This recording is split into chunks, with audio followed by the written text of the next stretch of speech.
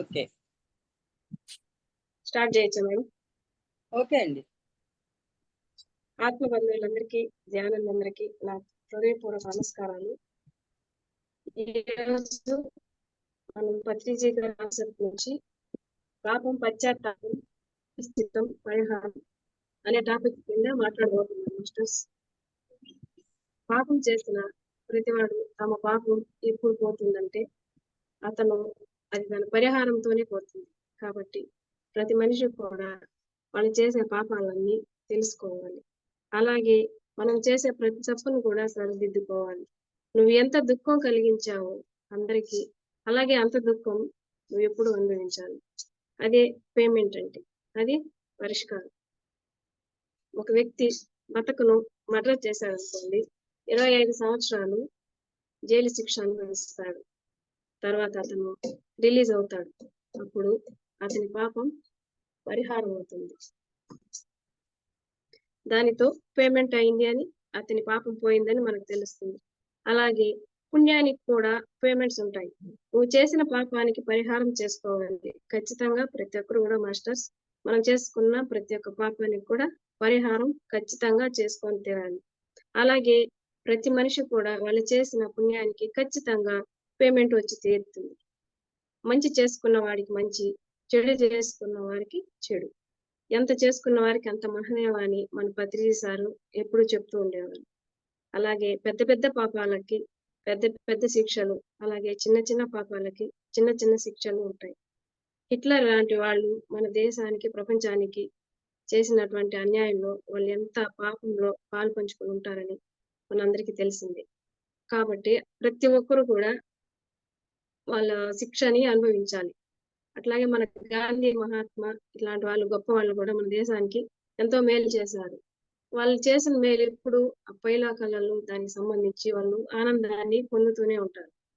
అలాగే మనం ప్రతిరోజు కూడా ఆనందంతో ఉండాలంటే మనం ప్రతి ఒక్క విషయాన్ని కూడా ఆచితూచి అడుగు వేయాలి ఫ్రెండ్స్. ఈరోజు మనం ముఖ్యంగా 4 పదాలు నేర్చుకున్నాం. పాపము, పశ్చాత్తాపము, ప్రాయశ్చిత్తం, పరిహారం. పరిహారం అంటే ఏమిటి? బైబిల్లో ఒక చక్కటి నిర్వచనం ఉంది. పాపం గురించి, what ever you do against your better knowledge you seen for you. నీకు తెలిసిన దాన్ని నువ్వు చేయకపోతే అది పాపం. నీకు తెలియని దాన్ని నువ్వు చేయకపోతే అదేమంత పాపం కాదు. చిన్న ఎగ్జాంపుల్ చెప్పుకుందాం. ఒక మనిషి మాంసం తింటే పాపం అని తెలియదు, జంతు మాంసం తింటే అతనికి పాపం అని తెలియదు. అట్లాగే ఒక మనిషి అతను చేసే ప్రతి ఒక్క విషయంలో కూడా తనకు పాపం తెలియకుండా ఏదైనా ఒక విషయం చేసినారంటే అది అతనికి అంత పాపం అని, అది లెక్కలో పరిగణలోకి తీసుకోకూడదంట. అతను తెలుసుకోలేకుండా ఉన్నాడు కాబట్టి అజ్ఞానంతో ఉన్నాడని మనం దాన్ని అర్థం చేసుకోవచ్చు. ఒక ఇంట్లో పెద్దవాళ్ళు చిన్నపిల్లల్ని మాంసం తినండి అని ప్రోత్సహిస్తూ ఉంటారు. అది ఎంతవరకు న్యాయం? ఆ పిల్లలకి మనం అది చెడు అని మనకు తెలిసి వాళ్ళకి పెట్టడం వల్ల ఆ పాపం మనకే వస్తుంది. కాబట్టి మనం ఒక పాపాన్ని చేసేటప్పుడు ఆచితూచి అడుగు వేసి ఆ పిల్లలకి అలాంటి చెడు అలవాట్లన్నీ అలవర్చుకోకుండా పెద్దలు మనమందరూ జాగ్రత్తలు తీసుకోవాలి మాస్టర్స్. ప్రతి తల్లిదండ్రులు కూడా ఇద్దరు మాంసం తినేవారైతే అందులో ఏమో ఉంది, ప్రోటీన్స్, విటమిన్స్ ఉంటాయి అని పిల్లల్ని ఎంకరేజ్ చేసి తినిపించడం ఎంతవరకు సమంజసం? ప్రతి ఒక్కరు తప్పుకు ఆలోచించుకోవాలి. మాంసం తింటే తప్పు అని తెలియకుండా తింటే పాపం లేదు. అదే తెలిసి తింటే ఒక ధ్యానిగా మారి మళ్ళా తిరిగి అదే దావలోకి వెళ్ళి అలానే మళ్ళా మాంసం తిన్నారంటే అతనికి ఎలాంటి పాపం ఉంటుందో, ఎలాంటి శిక్ష ఉంటుందో అది మనం చెప్పనలవే కాదు ఫ్రెండ్స్. కాబట్టి అతనికి అజ్ఞానం ఉంది, మాంసం అనేది శరీరానికి హాని చేస్తుంది అని అతనికి తెలియదు. మనం తెలిసినా తెలియకపోయినా కొంచెం విషం తీసుకున్నాం అనుకోండి ఫ్రెండ్స్, అది మనకు తెలియదు అని అది చంపకుండా ఉంటుందా? ఉండదు కదా. మరి అదే విధంగా విషం తెలిసి తీసుకుంటే అది పాప కిందకి లెక్క వస్తుంది, తెలిసి తీసుకుంటే అది అజ్ఞానం. రోజు మనం పేపర్లలో చూస్తూనే ఉంటాం, ఒక తల్లి తండ్రి విషం తీసుకొని ఆ విషాన్ని తమ పిల్లలకు పెట్టి ఆత్మహత్య చేసుకుంటూ ఉంటారు. అది వాళ్ళు తెలిసి చేశారు కాబట్టి అది పాపం. ఆ పాపం మహాపాపం. ఆర్థిక ఇబ్బందులు, అవమానాలు, ఇంకా సూసైడ్ చేసుకుంటూ ఉంటారు. ఒకవేళ అవమానం జరిగింది, అలాంటప్పుడు కూడా వాళ్ళు సూసైడ్ చేసుకుంటూ ఉంటారు ఫ్రెండ్స్. ఇది ఎంతవరకు న్యాయం? ఒక పాపం మనం తెలిసి చేస్తున్నాం. మనకు కష్టాలున్నాయి, బాధలున్నాయని పాపం పిల్లలకేం తెలుస్తుందండి? పిల్లలు అన్నం పెట్టినా తింటారు, విషం ఇచ్చినా తింటారు. మన తల్లిదండ్రులని నమ్మినారు వాళ్ళు. అలాంటప్పుడు మనం అది ఎంతవరకు సమంజసం పిల్లల విషయంలో మన మనని మనం సూసైడ్ చేసుకొని మనల్ని చనిపోవడం అనేది ఒక పెద్ద తప్పు. అలాంటప్పుడు పిల్లల్ని ఏదో మనకు సమస్యలున్నాయని వాళ్ళని చంపడం అది చా చాలా అంటే చాలా మహా పాపం కింద లెక్క. గురూజీలు చెప్తా ఉంటారు కాబట్టి, ప్రతి ఒక్కరు కూడా ఆర్థిక సమస్యలు గావచ్చు, కుటుంబ సమస్యలు గావచ్చు, అవమానాలు గావచ్చు, ఎన్నైనా ఉన్నా వాటిని దాటుకొని వెళ్ళేదానికి ధ్యానంలో ఎన్నో రకాల మార్గాలున్నాయి ఫ్రెండ్స్. నా జీవితంలో నేను అలాంటి కష్టాలని, అవమానాల్ని, బాధల్ని అన్నీ ఎదుర్కొని నేను ముందుకొచ్చి ఈ ఈరోజు ఈ కెమెరాలో మాట్లాడుతున్నానంటే గురువులు, పెద్దలు ఇచ్చినటువంటి సపోర్టు, వాళ్ళ ఆశీర్వాదం. కాబట్టి అట్లాంటి విషయాలు ఏదైనా ఉంటే దయచేసి మీరెవరు అట్లాంటి సూసైడ్ అలాంటివంతా ఎవరు కూడా పిల్లల విషయంలో గాని, మనం గాని చేసుకోకూడదు. మనకు భగవంతుడు మనకి జన్మ తీసుకొని వచ్చినామంటే దీనికి ఒక పర్పస్ ఉంది. అట్లాంటప్పుడు ఈ జన్మని ఆయన తీసుకెళ్ళినప్పుడే మనం వెళ్ళాలి. అనవసరంగా మధ్యంతరంగా ఈ జన్మని మనము లేకుండా చేసుకోకూడదు. సూసైడ్ అలాంటివి ఆత్మహత్యలని చేసుకోకూడదు. అలాంటి రైట్స్ మనకు లేవు. అది మహాపాపం కింద లెక్క వేయబడుతుంది. కాబట్టి ఫ్రెండ్స్ ప్రతి ఒక్కరు కూడా మనం ఏం చేస్తున్నాం పొద్దున్నే లేసినప్పటి నుంచి మళ్ళా నైట్ పడుకున్నప్పటికి మనం ఈరోజు ఏమేమి చేసాం? మన వల్ల ఎవరైనా ఏమైనా ఇబ్బంది పడినారా? మన వల్ల ఎవరన్నా వాళ్ళ మనసు ఏమన్నా కష్టపడిందా? మనం ఏమన్నా పాపం చేశామా? ఏ ప్రాణికన్నా హాని కలిగించామా? ఏ వ్యక్తినన్నా నొప్పించామా అని ఒకసారి పడుకున్నప్పుడు ఒక 10 నిమిషాలు కళ్ళు మూసుకొని ఆలోచించుకోవాలి ఫ్రెండ్స్. ఎందుకంటే మనం ఏదైనా ఒక పాపం చేస్తే ఖచ్చితంగా దాని ఫలితం అనేది అట్ ఎ సెకండ్ మనకు జరుగుతుంది. మరి ధ్యానులకైతే ఇంకా ఎక్కువ ఫలితం ఇస్తుంది ఫ్రెండ్స్. ఒకసారి ధ్యానానికి వచ్చినామంటే మనం తెలియని అజ్ఞానంలో ఉన్నాము. అజ్ఞానంతో అమాయకత్వంతో ఎన్నో చేస్తా ఉంటాము. దానికి అంత పాపం ఉండదు. ఒకసారి ధ్యానానికి వచ్చి మాంసాహారం తినకూడదని తినడం గాని, ఇంకా పాపం చేయకూడదని చేయడం గాని, ఇంకేమైనా కూడా ఇట్లాంటి విషయాలు గాని, మనం 10 మందికి చెప్పడం గాని, మనం చెప్పడం వరకే దాన్ని సరిపోకుండా మనం ఎంత ఆచరిస్తున్నాం.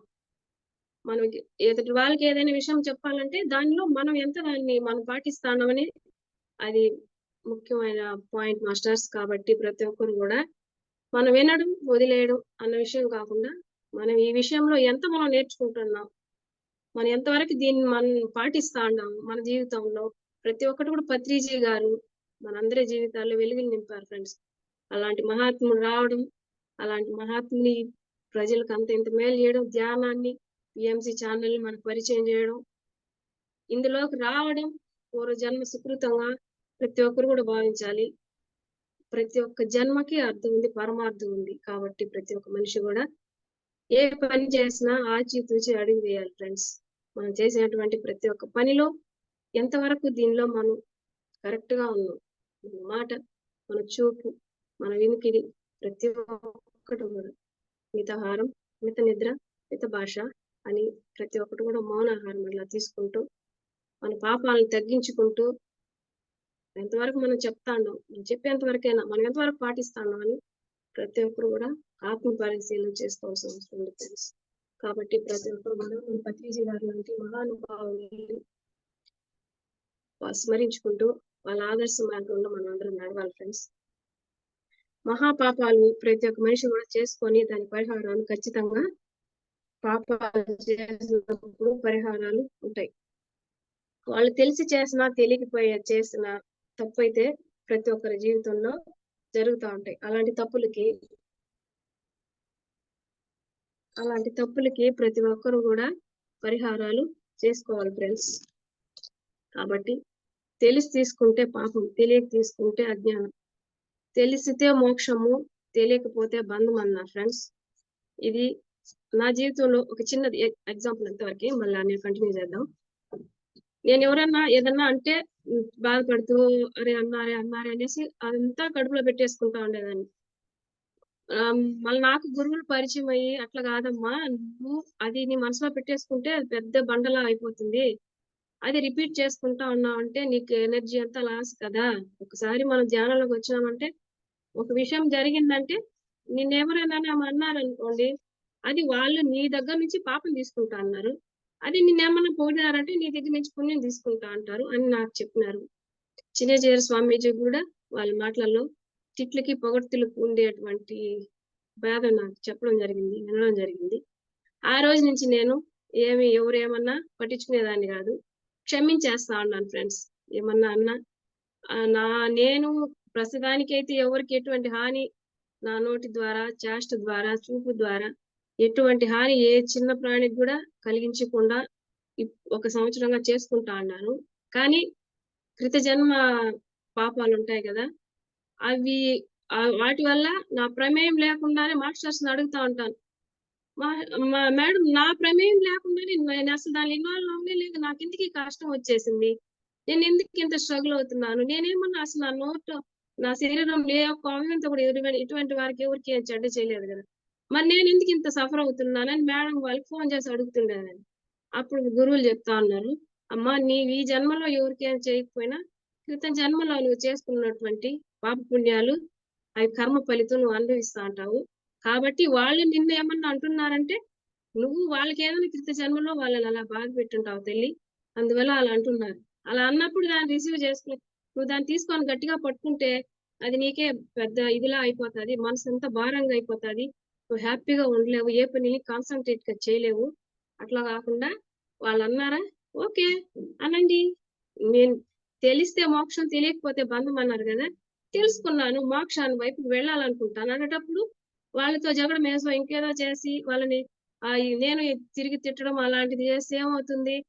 బంధం ఏర్పడిపోతుందనమాట. అంటే నా పాపం నా వైపు పెరిగిపోతుంది. అట్లా గాకుండా క్షమించేస్తా ఉన్నాను. ఫ్యామిలీ మెంబర్స్ గావచ్చు, చుట్టుపక్కలోళ్ళు గావచ్చు, బంధువులు గావచ్చు, ఎవరన్నా సరే ఏమన్నా అన్నారు. ఓకే. అంటున్నావా? ఓకే. నాకేం బాధ లేదే. నేను హ్యాపీగానే ఉంటాను. ఎందుకంటే నేను నిన్ను క్షమించేస్తాను. నా ప్రమేయం అందులో లేదు. అట్లాంటప్పుడు నువ్వు నన్నేదన్నా అన్నావనుకో, అది నా పూర్వజన్మ చేసుకున్నటువంటి కర్మగా నేను తీసుకుంటున్నాను గాబట్టి, నేను దాని గురించి సఫర్ అవ్వట్లేదు.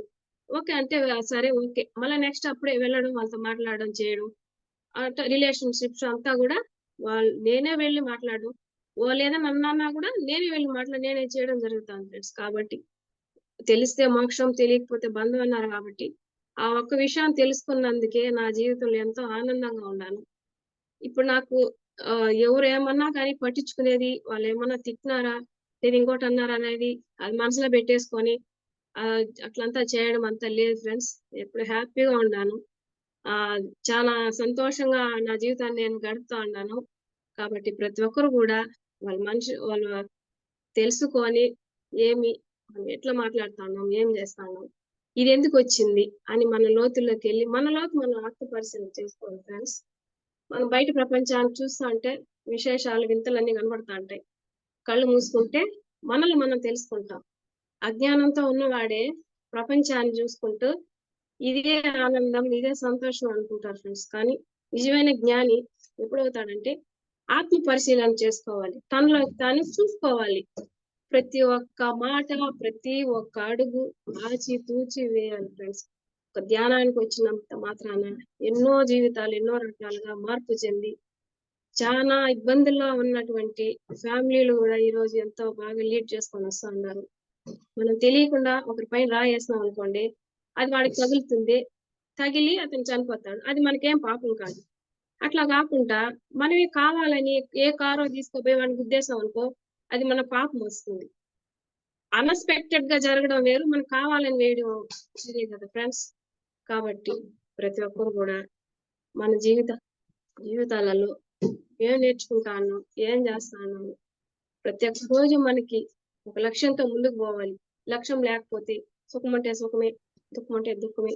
అలా కాకుండా నాకేం పాలుపోయేది గాదు. కొద్దిసేపు పని చేసిన అంటే తినడం, తూగడం, పని జేసుకోవడం, డబ్బులు సంపాదించుకోవడం, పిల్లల్ని కనడం. ఇంతే నా జీవితం. ఇదే నా జీవితం. కష్టాలొస్తే ఏడవడం, సుఖాలొస్తే నవ్వడం. పండగొస్తే ఎంజాయ్ జేయడం, డబ్బులు లేకపోతే బాధపడడం. ఇదే నా జీవితం అని ఎన్నో సార్లు నేను కష్టాలలో ఆలోచించుకుంటాను. ఒకానొక టైంలో సూసైడ్ కూడా అటెంప్ట్ చేశాను ఫ్రెండ్స్ నేను. రియల్‌గా ఇది నా జీవితంలో జరిగింది. కానీ అప్పట్లో గూడా భగవంతుడు నాకు తోడొచ్చి, అట్లా గాదు. మనం మనం వచ్చింది ఏదో పర్పస్ ఉంది. అందువల్ల ఆ పర్పస్ ఏంటో కనుక్కోవాలి అని నేను చాలా సార్లు నాకు జ్ఞానం పరిచయం కానప్పుడు గూడా నేను దాన్ని ఆలోచిస్తా ఉండేదాన్ని. మనం సూసైడ్ చేసుకోకూడదు. నేను ఇంటర్ వరకు చదువుకున్నాను గాబట్టి, నాకంత ఇంగిత జ్ఞానం అప్పుడే ఉండింది. సూసైడ్ అంటే మహాపాపము. మళ్ళా మనము తిరిగి జన్మ ఎత్తి ఇప్పుడు మనం ఇక పడాల్సినంత కర్మంతా మళ్ళా పడాలి అనే ఒక ఊహ ఉండింది గాబట్టి, నేనప్పుడంతా గూడా నా లైఫ్‌లో లీడ్ చేసుకొనొచ్చినాను. కానీ ధ్యానంలో చాలా అద్భుతంగా జీవితాన్ని ఇప్పుడు లీడ్ చేసుకుంటా ఉన్నాం ఫ్రెండ్స్ కాబట్టి, మనం ఏదైతే మనం అనుకుంటున్నామో మన జీవితంలో అది మనం ఖచ్చితంగా సాధించాలని ఒక నమ్మకం పెట్టుకోవాలి. ఆ పాపాన్ని గాని, ఆ యొక్క మనుషులు బాధ పెట్టడం, హింస చేయడం ఇలాంటివన్నీ వదిలేయాలి ఫ్రెండ్స్. కాబట్టి కొన్ని సంవత్సరాల కింద ఫ్రాన్స్‌లో ఒక సంఘటన జరిగింది. అందరూ గుంపుగా కూర్చొని మీటింగ్ ఏదో చేసుకుంటా ఉన్నారు. అప్పుడు ఆ జనసమూహాన్ని ఒక టెర్రరిస్ట్ వచ్చి గుద్ది వాళ్ళంతా ట్రాక్టర్‌తో చంపేసినాడన్నమాట. అతను ఒక టెర్రరిస్ట్ అతనికేం తెలుస్తుంది? జనాలు చంపడమా తెలుసు. ఇప్పుడు మన ఇక్కడ కాశ్మీర్‌లో చంపేసినారు గదా! పహల్గామ్ ఘటన. ఆ విధంగానే వాడు కూడా అక్కడ వందల మందిని ఫ్రాన్స్‌లో చంపడం జరిగింది. వాడు కర్మ తీసుకున్నాడు. అంతమంది ప్రాణాలు తీసినాడంటే ఒక్కరి ప్రాణం తీస్తేనే ఎంతో పాపం గదా! అలాంటిది అంతమంది ప్రాణాలు తీసుకున్నాడంటే ఇంకెంత పాపం మూట కట్టుకుంటాడు ఫ్రెండ్స్. ఖచ్చితంగా ఎన్ని జన్మలెత్తి వాడెంతమంది ప్రాణాలు తీసినాడో అంతమంది ప్రాణాలకి వాడు అంత శిక్షను అనుభవించి అంత పరిహారం ఖచ్చితంగా వాడు చేసుకోవాలి ఫ్రెండ్స్. మనం చేసిన పాపానికి పరిహారం జరిగితేనే అది పరిసమాప్తం అవుతుంది. లేకపోతే ఆ పాపపు అకౌంట్ అలానే ఉంటుంది.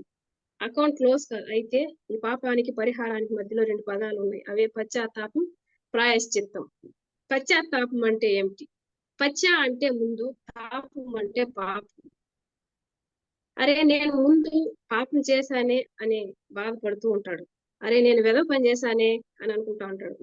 ఆ తాపం ఉంటే మనిషికి ఆ ఫీలింగ్ ఉంటేనే నేను తప్పు చేశానే, అరే! నేను పాపం చేశానే అనే ఒక బాధ, ఫీలింగ్ అది ఉంటేనే ఆ యొక్క పాపం అనేది పరిహారం జరిగింది ఫ్రెండ్స్.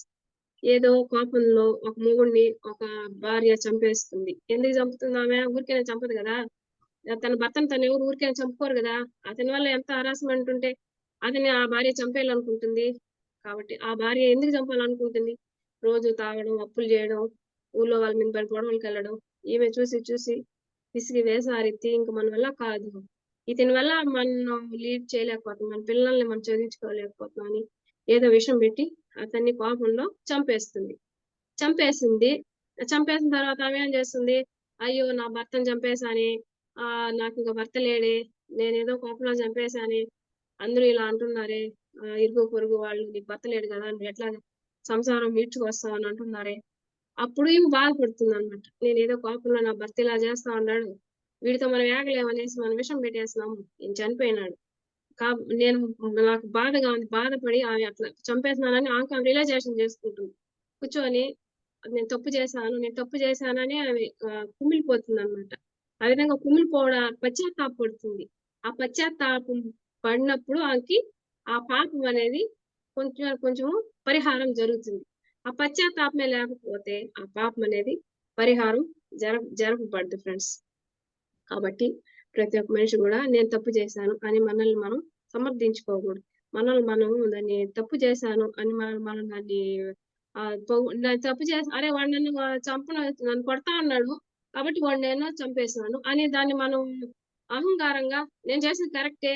చస్తే సావని వాడు. పోతే పోనీ అట్లాంటి మూడుంటే లేకపోతే మనల్ని అలా కాకుండా ఫ్రెండ్స్ అది నా భర్త చనిపోయాడే. నా పరిస్థితి ఏమి ఇంకా తెలుసో తెలియకో తప్పు చేసినాను. విషం పెట్టినాను అనేసి పశ్చాత్తాపంతో ఆమె ఎప్పుడైతే ఉంటుందో, అప్పుడు పాపం అనేది కొంచెం పరిహారం జరుగుతుంది. అతను చేశాడు. నేను చంపేసాను. ఓకే. అది చేసిన దానికి నేను చేసినాను అనుకుంటే ఇందులో ఆమెకి పశ్చాత్తాపం అనేది కనపడదు గదా! కాబట్టి అది అంత అహంకారంగా మనం దాన్ని నేను చేసినది కరెక్టే అని అనుకోవడం మనం ఆలోచించాల. మనం ఏం చేస్తున్నాం దాన్ని రెక్టిఫై జేసుకోవాలి.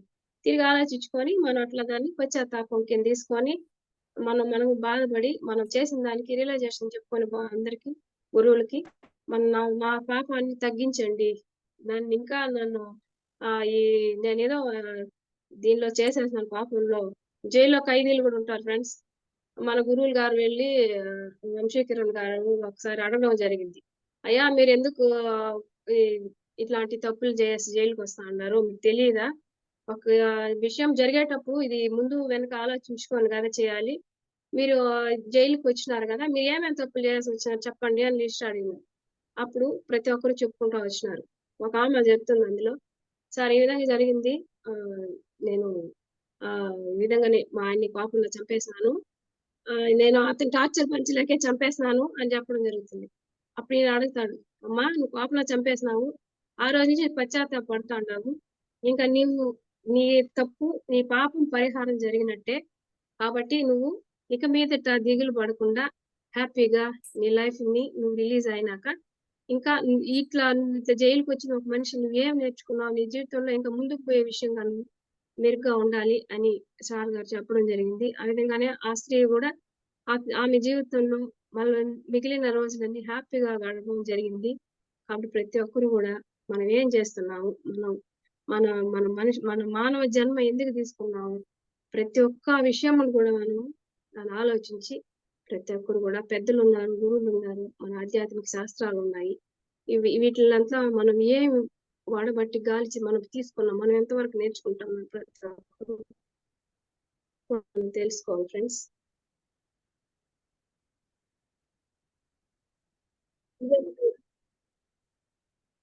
ఇదే విధంగా కొంతమంది ఏం చేస్తారంటే పశ్చాత్తాపం తర్వాత ప్రాయశ్చిత్తం చేసుకుంటూ ఉంటారు. అంటే వాళ్ళకి వాళ్ళే శిక్షించుకుంటా ఉంటారు. ఎవరో వేరే వాళ్ళు విధించే శిక్ష కాదు ఫ్రెండ్స్. నేను పాపం చేశాను. నేను ఒక 10 రోజులు భోజనం చేయను. నేను ఒక 10 రోజులు అనాథ శరణాలయంలో పని చేస్తాను. సేవ చేస్తాను అని అనుకోవాలి. దీనినే ప్రాయశ్చిత్తం అంటారు. అంటే మనం చేసినటువంటి తప్పుకి పరిహారం ఏదైతే మనం దేనితో అయితే తప్పు చేస్తామో ఆ తప్పుని ఆ విషయంతోనే మనం సరిదిద్దుకోవాలి. మనం ఒక మనిషిని ఒక మాట అంటున్నామంటే, ఒకసారి నోటి నుంచి మాట వెళ్ళిపోయిందంటే, అది మళ్ళీ తిరిగి తీసుకోలేము ఫ్రెండ్స్. కాబట్టి మనం మాట్లాడే ప్రతి ఒక్క మాట కూడా చాలా స్పష్టంగా, చాలా క్లారిటీగా, ఆచితూచి ఆలోచించి మాట్లాడాలి. మనం మాట్లాడే మాట ఇతరులను ఏమన్నా బాధ పెడతా ఉందా? ఏమన్నా అనుకున్నారా? అహింస అంటే ఒక్క జంతు బలనే కాదు ఫ్రెండ్స్. మన ఒక మాట వల్ల, చేష్ట వల్ల ప్రతి ఒక్క దాని వల్ల కూడా హింస జరుగుతుంది. కనీసం మన ఆలోచనలు కూడా మన థాట్స్ వల్ల కూడా హింస అనేది ఉంటుంది. కాబట్టి మన మన ఆలోచన విధానం ఏ విధంగా ఉంది? మనం ఏ విధంగా ఆలోచిస్తాము? మన ఆలోచన ఎదుటి వారిపైన ఏ విధంగా ఉంది? అది నీకు శత్రువే అవ్వచ్చు. అతని శత్రువు అయినంత మాత్రాన అతన్ని నీ మనసులో ఎంతసేపు తిట్టుకొని, అరే నువ్వు నాశనం అయిపోరా, నువ్వు యాక్సిడెంట్ అయిపోరా అని అనుకోవడం ఎంతవరకు న్యాయం? అది హింసతోనే సమానం. మనం అతన్ని చంపకపోయినా మనం ఆ విధంగా ఆలోచించడం కూడా ఆ వ్యక్తి పట్ల అది హింసగానే తెలుసు. కాబట్టి అహింస అంటే ఒక జంతు బలం, ఒక ప్రాణం తీయడం ఒకటే కాదు. ప్రతి ఒక్క విషయంలోనూ అహింసతో మనం ప్రతి ఒక్కరు కూడా మెలగాలి ఫ్రెండ్స్. నీ చిత్తాన్ని నువ్వు శుద్ధి చేసుకోవాలి. నీ చిత్తాన్ని నువ్వే శిక్షించుకోవడం, నీకు నువ్వే శిక్ష విధించుకోవడం పరిహారం అంటే. సృష్టి ఇస్తుంది. ప్రాయశ్చిత్తం అంటే నీకు నువ్వు శిక్షించుకోవడం. తెలుసుకుంటావు. నేను పాపం చేశాను. నేను సఫర్ అవుతున్నాను. నేను పోయి ఆ పని చేస్తాను. నేను సేవ ప్రాయశ్చిత్తం అంటారు. మనం చేసిన తప్పుకి ప్రాయశ్చిత్తం అంటే ఆ విధంగా ఉంటది. మనం ఏదైనా తప్పు చేసినామా, మనం ఎవరికన్నా మన చుట్టుపక్కల కావచ్చు, మన తోటి బంధువులు కావచ్చు, మన మాస్టర్స్ కావచ్చు, ధ్యానులు కావచ్చు, ఎవరికైనా సరే మన వల్ల ఏదైనా తప్పు జరిగిందా, మన దాన్ని తిరిగి మనం ఒక సేవ రూపంలోనూ, వాళ్ళకి ఒక సహాయం రూపంలోనూ తన్మయలాగా మన శరీరంతో కావచ్చు, మనసుతో కావచ్చు, డబ్బుతో కావచ్చు, మనం వాళ్ళకి సహాయపడాలి ఫ్రెండ్స్. నీకు నువ్వు శిక్షించుకోనప్పుడు పక్క వాళ్ళు శిక్ష ఇస్తారు. అంటే మనల్ని మనం ఆ విధంగా శిక్షించుకోనప్పుడు పక్క వాళ్ళ వల్ల మనకి శిక్షనిస్తాడు భగవంతుడు. అరే ఎదవా నీకు నువ్వు శిక్షించి ప్రాయశ్చిత్తం చేసుకోవాలి, పశ్చాత్తాపపడాలా? నీకు నువ్వు ప్రాయశ్చిత్తం చేసుకోవాలా, పశ్చాత్తాపడలేదురా నువ్వు ఎదవరా నువ్వు మారవు అనేసి అప్పుడేం చేస్తారు మాస్టర్స్ ఇంకొక రూపంలో శిక్షని మన పైకి ఆ శిక్షని మన పైన విధించేట్టుగా చేస్తారు. మనం ప్రాయశ్చిత్తం పశ్చాత్తాపడుకుంటే దానిలో మనకి పరిహారం దొరుకుతుంది. మనకి మన శిక్ష తగ్గుతుంది. మనకు మనమే శిక్షించుకొని మన శిక్షని మనకి వీలైన పద్ధతిలో సేవ ద్వారాను ఇంకా మంచి మాటల ద్వారా ఇంకొక మనిషిని మార్చడం ద్వారా ఇటువంటి దానిలో మనం మన శిక్షను తగ్గించుకోగలుగుతాం. అట్లా కాకుండా నేను అట్లా సేవ చేయను. నేను వెళ్లి ఏమి ఎవరికి చేయాల్సిన అవసరం లేదు అంటే అది నీకు పాపం కిందే లెక్క అవుతుంది. పరిహారం పాపం చేసిన వారందరూ పరిహారం ఇచ్చుకోవాల్సింది. అంతకంతా దొరికి తీరుతుంది. ప్రతి ఒక్క మనిషికి కూడా మనం చేసిన తప్పుకి పరిహారం పనిష్మెంట్ ఇచ్చి ఖచ్చితంగా 100కు 100% ఇచ్చి ఖచ్చితంగా తీరుతారు. మనం ఏమైనా ఒక్క తప్పు చేసినామంటే ఆ తప్పు మన వల్ల ఎవరైనా ఎంతమంది దుఃఖపడినారంటే అంతకంత దుఃఖం మనం అనుభవించే తీరాలి. అది మనకి మనం చేసుకుంటే తగ్గుతుంది. లేదు పశ్చాత్తాప ప్రయత్నం లేకుండా మనం ఇది ఇంకా అట్లే ఉన్నామంటే వేరే వాళ్ళ వల్ల కూడా మనకి ఫ్రెండ్స్ ఆ విధంగా జరుగుతుంది. మన సృష్టిలో ఒకరిని మనం చంపుతాం. అతను తిరిగి మళ్ళీ తిరిగి నన్ను చంపాల్సిన అవసరం లేదు ఫ్రెండ్స్. ఆ వ్యక్తే పర్సనల్‌గా వచ్చి చంపాల్సిన అవసరం లేదు. ఆ వ్యక్తి నేను ఒక వ్యక్తికి చేసిన నష్టం ఒక వ్యక్తిని చంపితే ఆ వ్యక్తి వచ్చి చంపుతాడు ఇంకొక జన్మెత్తి అన్నంత ఏమి రూల్ లేదు.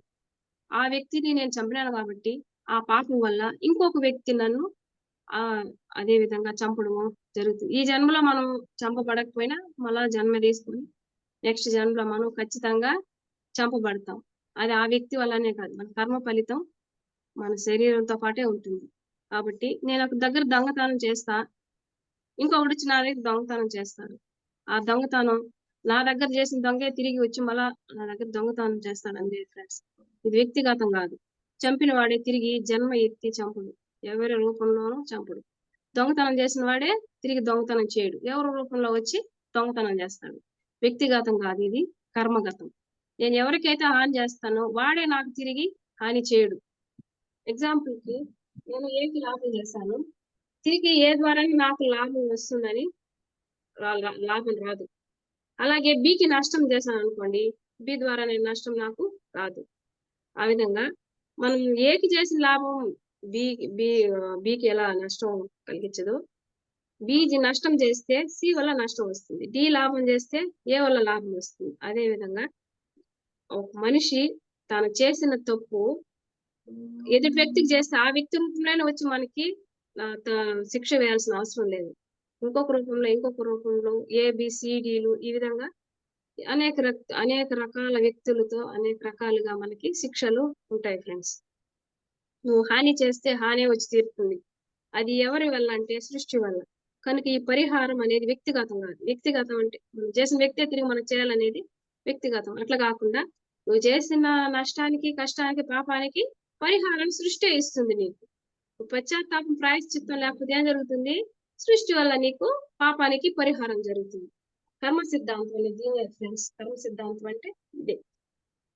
నువ్వు ఏది ఇస్తావో తిరిగి అదే నువ్వు పొందుతావు.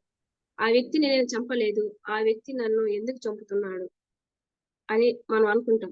నువ్వు ఆ వ్యక్తిని ఏమీ చేయలేదు. కానీ నువ్వు వేరే వ్యక్తిని చంపి ఉంటావు. నువ్వు తన జన్మలో వేరే వ్యక్తిని చంపుండొచ్చు. కాబట్టి ఈ జన్మలో ఆ వ్యక్తి నేను చంపడానికి వస్తున్నాడు. నీ పైన మర్డర్ అటెంప్ట్ చేసి ఉంటాడు.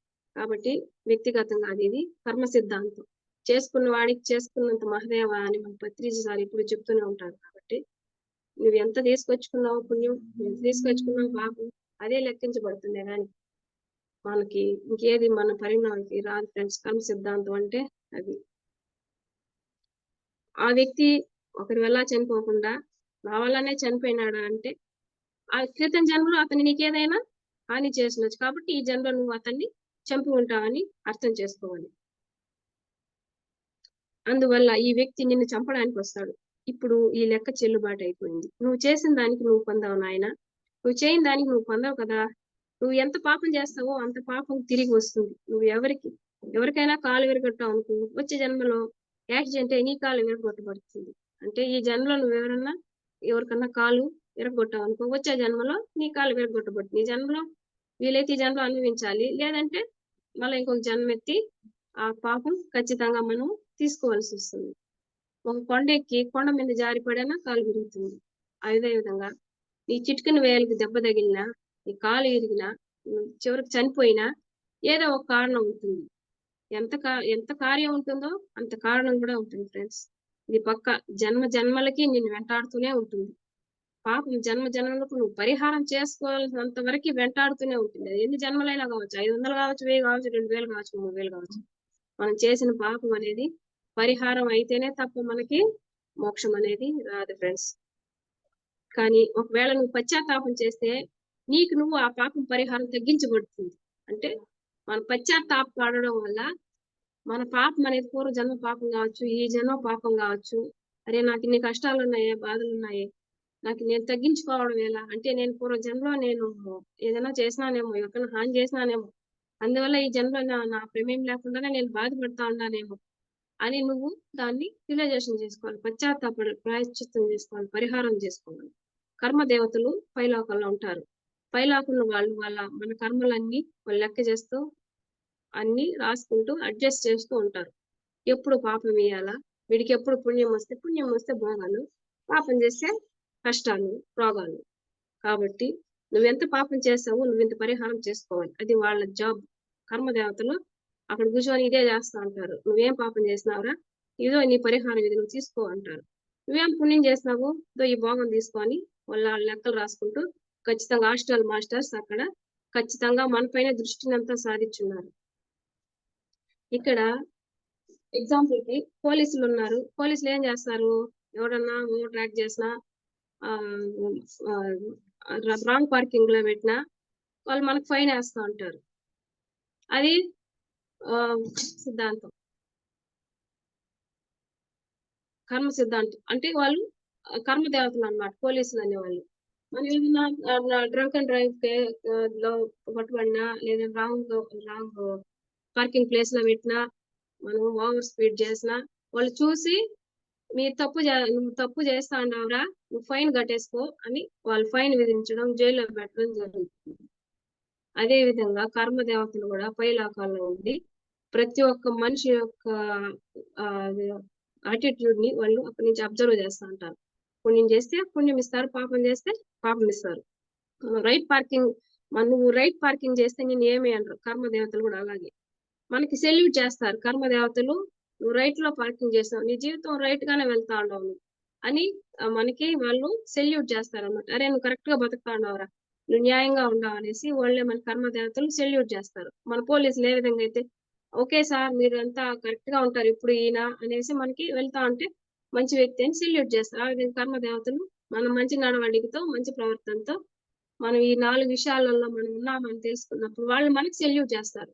భగవంతుడు ఎక్కడో లేడు ఫ్రెండ్స్, మనలోనే ఉన్నాడు.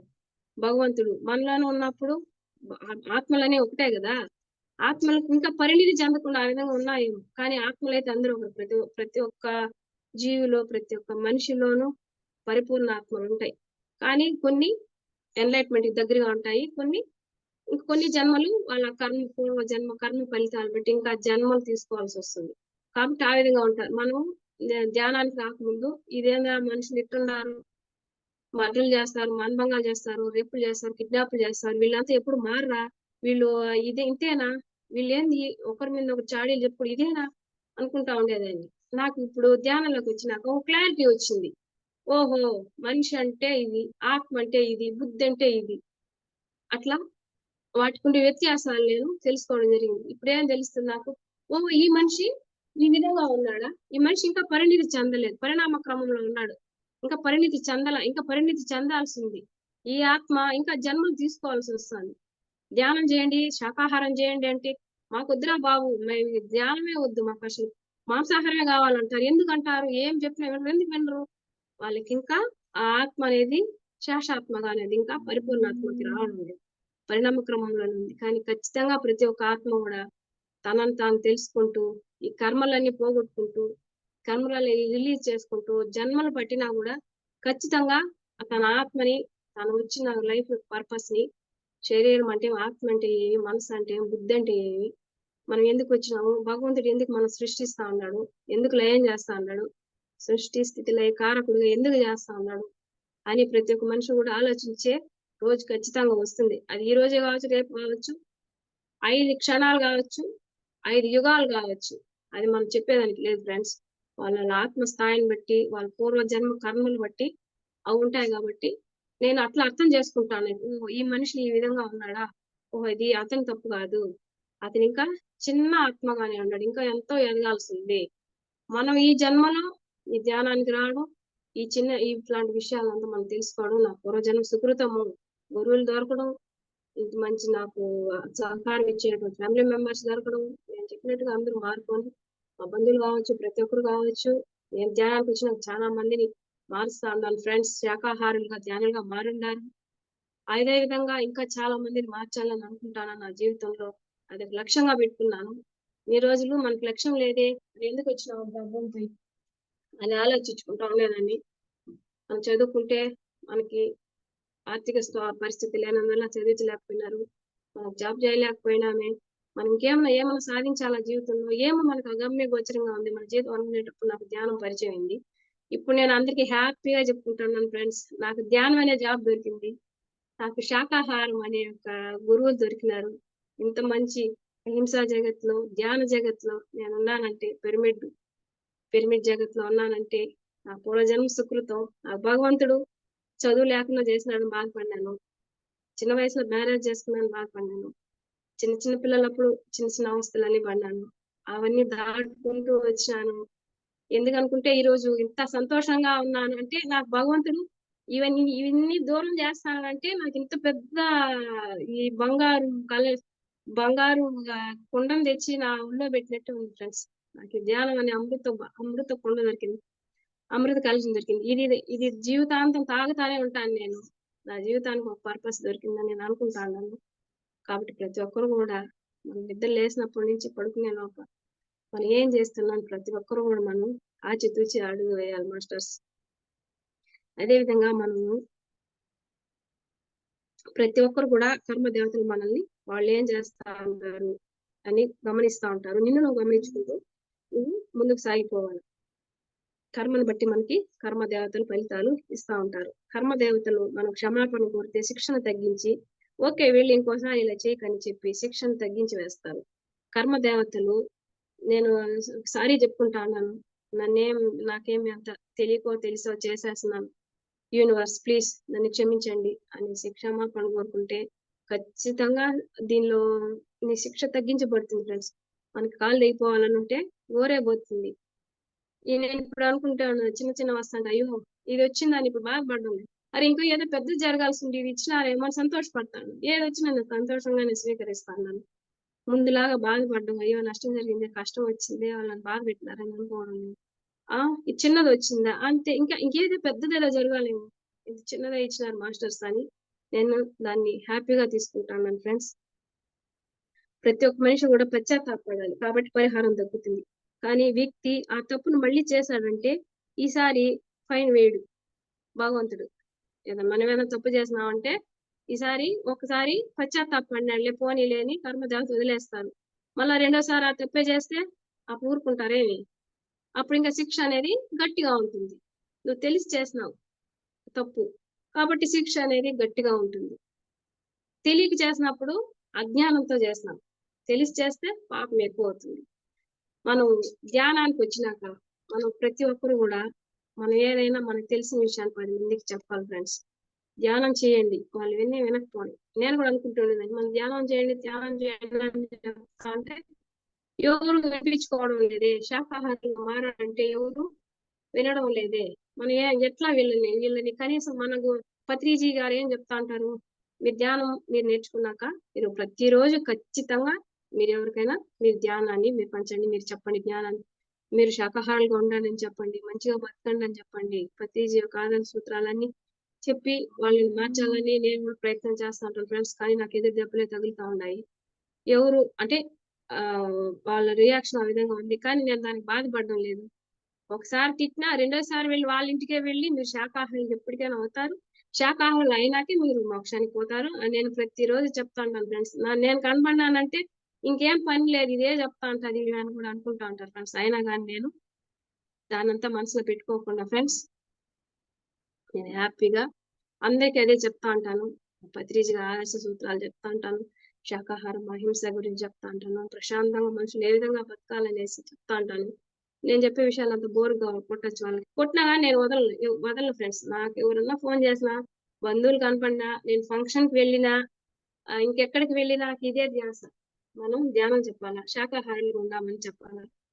నేను హ్యాపీగా ఉన్నాను గదా! అందరూ ఇలాగనే వాళ్ళ ఆత్మ స్థాయిని పెంచుకొని హ్యాపీగా ఉండాలని నా వంతు ప్రయత్నం నేను చేస్తానే ఉంటాను ఫ్రెండ్స్.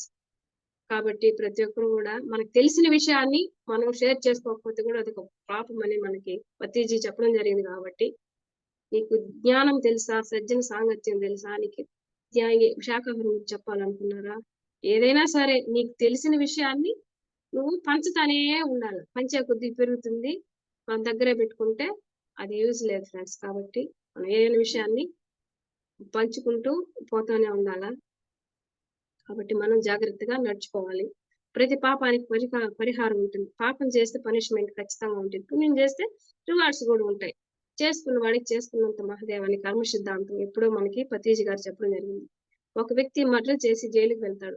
జైల్‌లో అతను పశ్చాత్తాపపడి అందరికీ సేవ చేసి సత్ప్రవర్తన ఉండి అతనికి శిక్ష తగ్గించబడుతుంది. 25 ఏళ్ల శిక్ష 14 ఏళ్లకి కుదించబడుతుంది.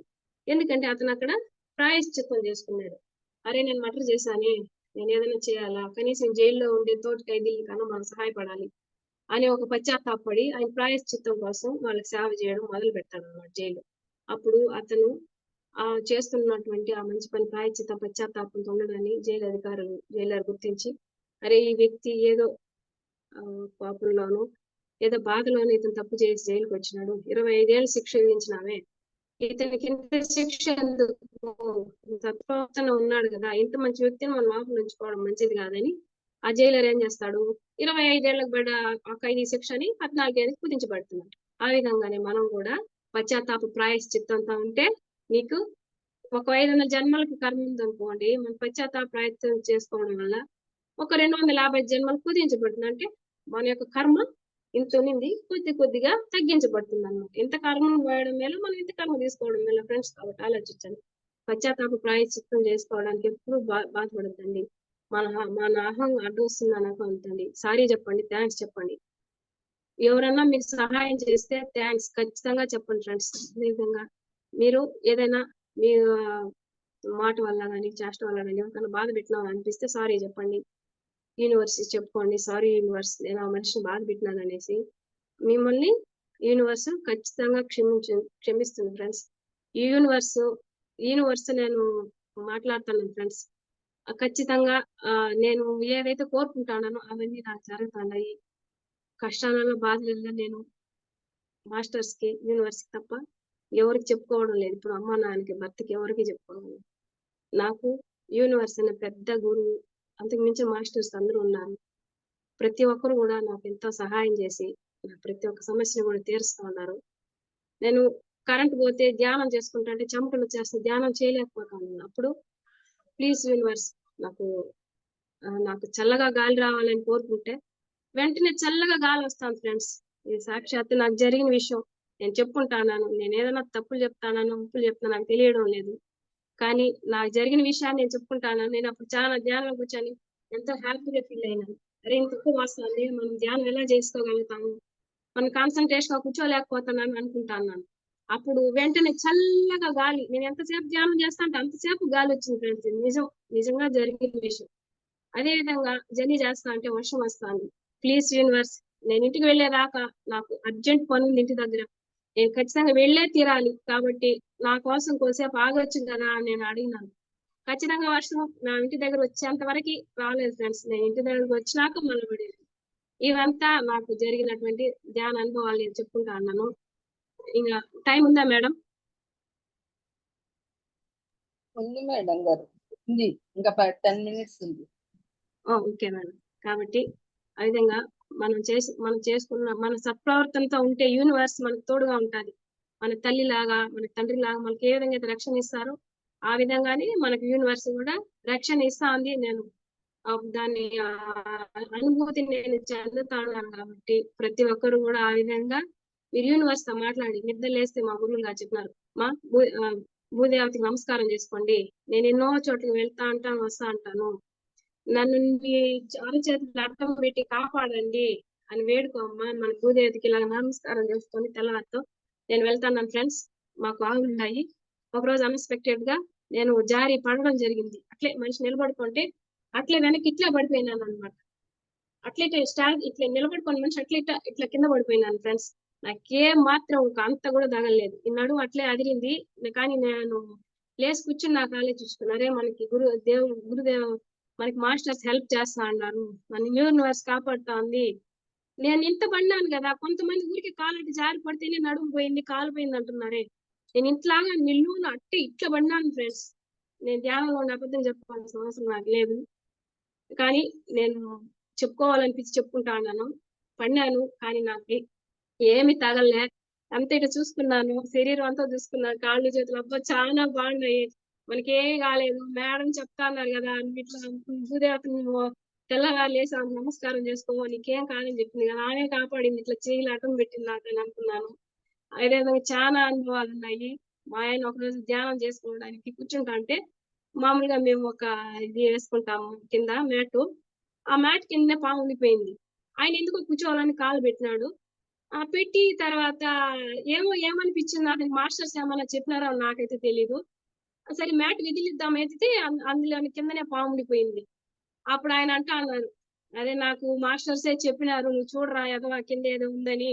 నేను అట్లనే కూర్చొనేసి ఉంటే అదేమన్నా అనుంటది కదా అనేసి ఆయన చాలా మాస్టర్స్ కి థ్యాంక్స్ చెప్పుకున్నాడు. ఆ విధంగా ప్రతి ఒక్క విషయంలో కూడా మమ్మల్ని యూనివర్స్ కాపాడుతూనే ఉంది. మా పిల్లలు మంచిగా చదువుకుంటా అన్నారు, మా మాట వింటా అన్నారు, వాళ్ళు శాకాహారులుగా మారినారు. నేను ఒక్క మాటతోనే మా ఫ్యామిలీ అంతా శాకాహారులుగా మారిపోయినారు. అది నా పూర్వ జన్మ సుకృతంగా నేను భావిస్తా ఉన్నాను మేడం. ఇదే విధంగా నాకు ఎమోషన్ వచ్చేస్తా ఉంది. అంటే అంత హ్యాపీగా నా లైఫ్ లీడ్ చేస్తాను కాబట్టి అది నాకు అట్లా ఆంగ్ల భాషలో అంటారు కదా, ఆ విధంగా ఉంది. ఇదంతా కొత్తపల్లి మల్లీశ్వరి మేడం ఒక ధ్యానం పరిచయం చేయించినారు కాబట్టి ఆ మేడంకి నేను ఎన్ని జన్మలు ఎత్తుకున్న రుణం తీర్చుకోలేదు. కాబట్టి మాస్టర్స్ ప్రతి ఒక్కరు కూడా సంతోషంగా నాలాగా నిండి ఉండాలని నేను మనస్ఫూర్తిగా కోరుకుంటున్నాను. మనం ఏదైతే ఇస్తామో తిరిగి మనకి అదే వస్తుంది అని నేను ధ్యానానికి వచ్చినాక తెలుసుకున్నాను. సంతోషంగా హ్యాపీగా లైఫ్ లీడ్ చేస్తాను.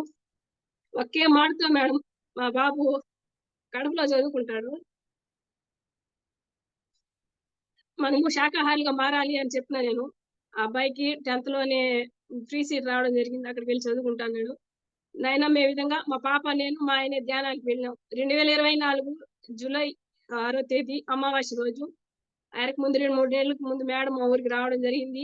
ఆమె యొక్క అనారోగ్యం గురించి, ఆమె యొక్క సమస్యల గురించి అని చెప్పడం, నేను వినడం జరిగింది. కానీ నా దురదృష్టం, నన్ను అంతవరకు మాస్టర్స్ తీసుకోరాలేదు ధ్యానానికి. నేను 2024 జూలై 6వ తేదీ నాకు కొన్ని సమస్యల వల్ల ఇంకా అవి ఎట్లే కంటిన్యూ అవుతా అంటే దీనికి ఒక ఫుల్ స్టాప్ అనేది లేదా, మేడం విధంగా చెప్పినారు కదా, నన్ను కాంటాక్ట్ చేయండి అన్నారు కదా, మనం 3 నెలలు లేట్ చేస్తాం ఎందుకు, లేదు ఖచ్చితంగా వెళ్ళాలంటే వెళ్ళాలని నేను మా ఆయనతో చెప్పడం జరిగింది. మా ఆయన కూడా కొద్దిసేపు అట్ట ఇట్ట చూసి, లేదు సరే ఒకసారి రా నా కోసం అని పిలిస్తే వచ్చినారు. జూలై 6వ తేదీ అమావాస్య, మేడం రాత్రి 1 గంట వరకు క్లాస్ తీసుకున్నారు. నిజంగా మేడం యొక్క ఓపికకి నా హృదయపూర్వక శతకోటి వందనాలు. 1 గంట వరకు ఎవరైనా క్లాస్ చెప్తారు మేడం నైట్ లో? 1 గంట వరకు వాళ్ళ నిద్ర మేల్కొని చెప్పరు కదా.